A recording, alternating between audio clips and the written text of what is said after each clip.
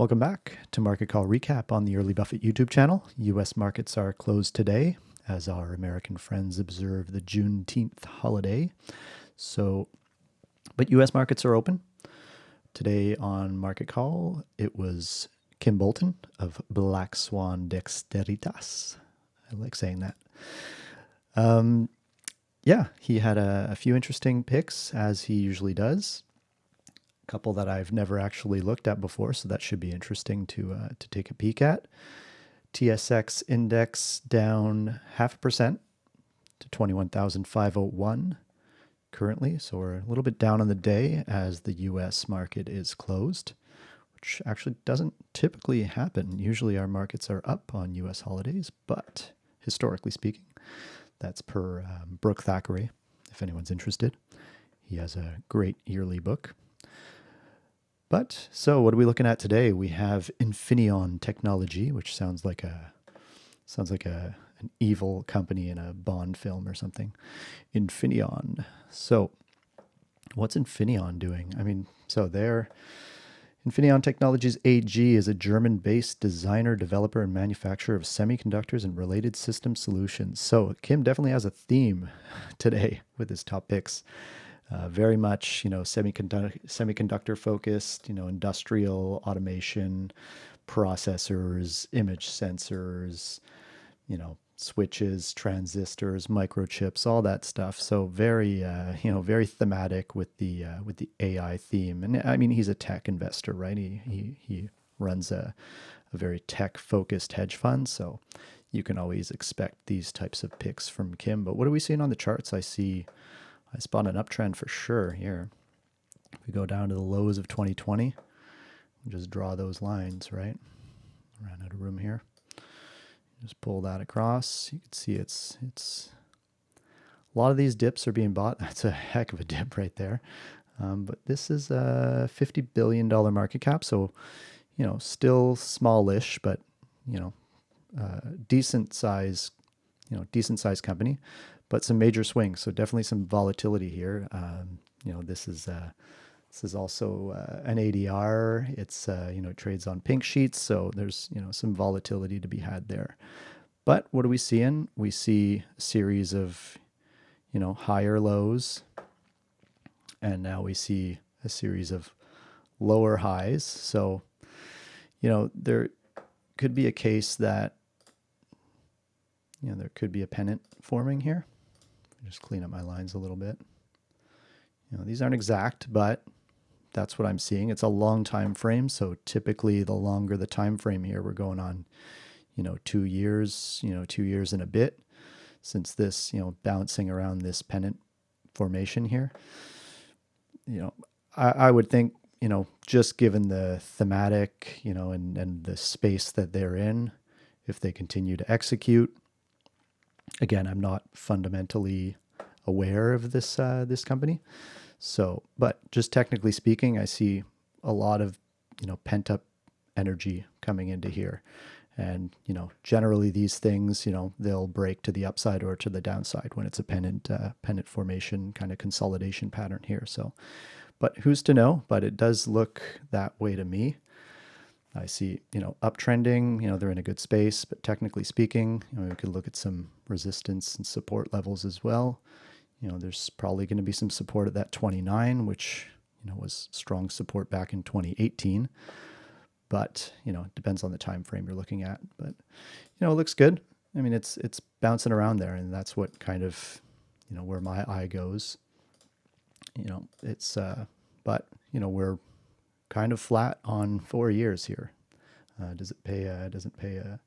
It pays a small dividend. Looks like 1%, a little bit of a 1% dividend here, according to my data, unless it's stale. But I think it's a decent chart. But again, these things you got to be careful because they're whippy, right? So proceed with caution. But that's what I'm seeing right here. So, or it could be a trade, down at 30. Kim, likes it. It's well positioned in AI, obviously, and automotive, industrial, and this edge, edge computing as well. His 12-month price target is 45, so it's not that far off right now, and that's kind of the highs that it traded on back in 2021, December. So that's where he sees it. Will it get there? I think so. I would see this depending, the concern here is these, lower highs. I mean, you could argue these are flat right here, but it is lower highs. So like I said, we may see that pennant. It could come up to that 45 quite easily though. So we'll see how it goes. He suggests, if there's a pullback, picks them up at 36.5 or 37. So, which technically makes some sense here. It kind of really power move right here in early May. So that could provide some support right there at the 35, 36 level. So, and that's obviously where the moving averages are at this time. So next up, Microchip Technologies, another one that I am not completely aware of, but he sees it in the same sandbox as Infineon, the AI infrastructure, automotive, industrial sort of, computer chip space. It's a nice uptrend. I mean, that's a nice looking chart right there, if I do say so myself, with obviously some dips that are, most likely buyable. They're again in a good space. We could draw the lines if you want to draw the lines. Don't have to go back that far actually, but if we focus on, say, the last 2 years, you've got a trend line up here. I'll just fix this up here a bit. Connect those tops.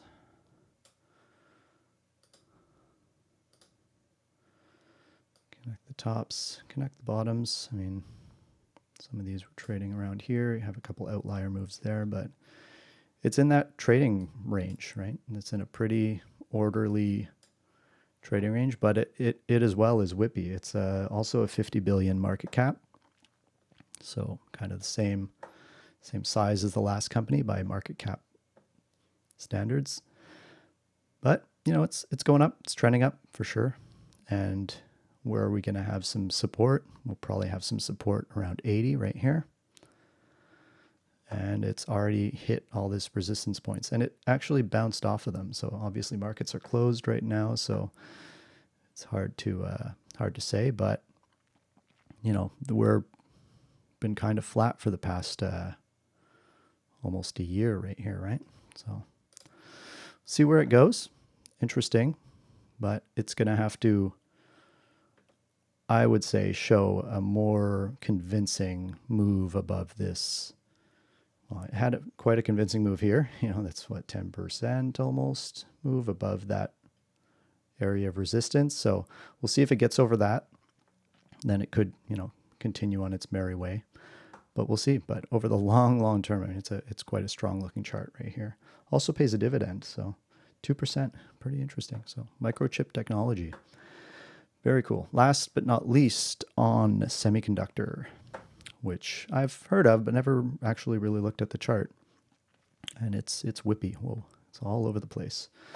But same kind of space. This one is a 30 billion market cap, so smaller than the other two, which is funny because I hadn't heard of the other two, but I've heard of ONSEMI. So, but if you look, we are kind of flat since Jan 2023. So proceed with caution. This one doesn't pay a dividend, but a lot of tech stocks don't. But what are we seeing on the chart here? I mean, I'm seeing a little bit concerning because it's kind of breaking down here, if I do say so myself. Again, as I always mention here, this is not advice. I'm not a broker. I'm not a CMT. I'm your regular armchair technician here. So this is kind of just what I'm seeing on the charts. I mean, this is a pretty ugly chart. I mean, I don't even know really where we could draw lines, support here. Sometimes these things kind of go out the window as well on a stock that's this whippy, right? So it's hard to see, but I mean, for all intents and purposes, it's kind of been trading flat for a couple years now. So, fundamentally, I'm not familiar with the fundamentals of the company, so maybe they're going through some hardships here, but these series of, lower highs, kind of lower lows as well, is kind of concerning. So are we going to come back down here and tag 60. Very possible. Very possible. 60 should act as decent support. Technicians like our round numbers, right? So this could be support. It tagged it back then in April 24 and in October, and you name it. You see them all here. Jan 23 all the way back to November 2021. So I would say that they are, probably going to find some support here at 60. I'll hop over the options chain and take a look, because I don't know if any of you saw my video yesterday with selling put options to get into positions at lower prices than the current market price. Maybe 60 puts here would probably get you. I mean, the market's closed, so I don't have any of the open interest, but this could be a very low. I'm not sure what the volume or open interest is on this, but if you want to get in at 60, could be a good opportunity. But again, with lower lows, lower highs, it's kind of hard to be too bullish on the stock right now. So I'd want to see more of a convincing kind of uptrend here before I start selling puts on it. Selling puts on a downward trending stock is always tricky. All the moving averages are downtrending as well. So, selling puts on this thing is probably not a good idea unless you really want to get into it and hold it for the long term and you're really bullish on the security, maybe, but it's kind of hard to say. So that wraps it up for now.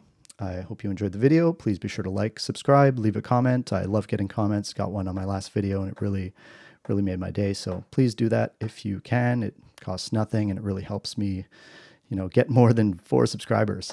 So I appreciate you. I will see you tomorrow and have a great day.